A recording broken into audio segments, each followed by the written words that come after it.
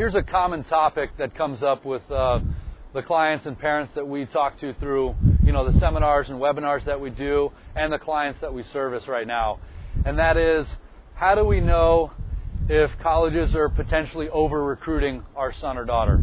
And what this terminology is, over-recruiting, is when, colleges are looking for, let's say, for instance, a college baseball team, which they're allowed to carry 35 players on their roster.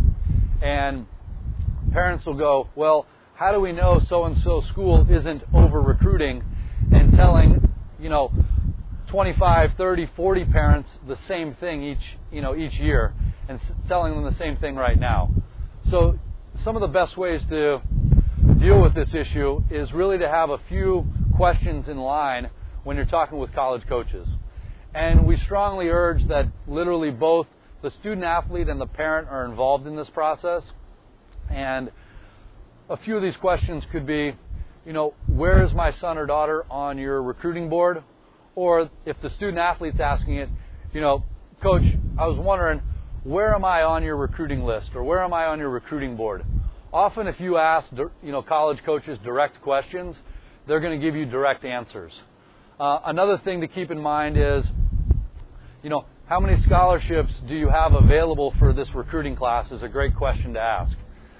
And this is especially for sports that are not fully funded, like baseball, like lacrosse, like softball, where they have more roster spots than they have scholarships. Another thing to ask, depending on the sport is, are you offering, what are you offering me? Are you offering me, a scholarship potential opportunity, or would you see me more as a recruited walk-on? And really asking these clear and specific questions is going to allow you to get clarity with the college that you're dealing with.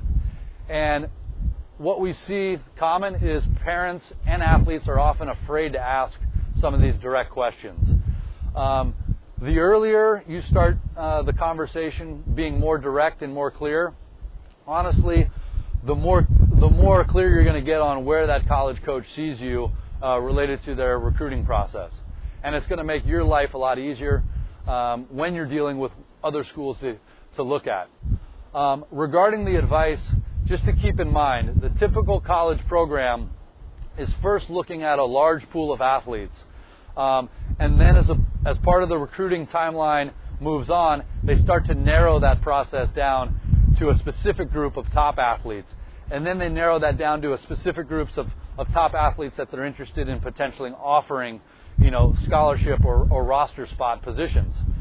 So understand that they start with a large pool of athletes and then start narrowing it down to a smaller group, and then a smaller group, and then from that even smaller group, then they start making offers to really see who the few potential players that they're going to be bringing on to their team for the next season.